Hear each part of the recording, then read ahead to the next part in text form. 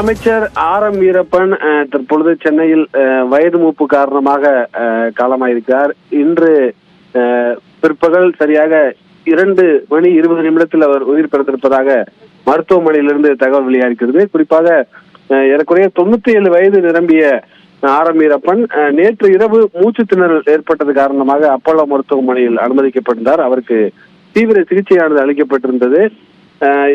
எம்ஜிஆர் மற்றும் ஜெயலலிதா அமைச்சரவையில் முன்னாள் அமைச்சராக இருந்தவர்.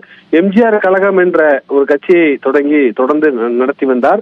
எம்ஜிஆர் கழகம் தொடர்ந்து திமுகவோடு தொடர்ந்து தோழமை கட்சியாக இந்த நிலையில் வயது மூப்பு காரணமாக நேற்று அவருக்கு திடீரென மூச்சு திணறல் ஏற்பட்டிருக்கிறது. உடனே கிரீன் சாலையில் இருக்கக்கூடிய அப்போ சிகிச்சைக்காக அனுமதிக்கப்பட்டிருக்கார். இன்று அவர் பிற்பகல் 2 மணி அவர் பிறந்திருப்பதாக நமக்கு தகவல் கிடைக்கப்பட்டிருக்கிறது. அவருடைய இல்லமானது டி நகரில் இருக்கிறது. அங்கு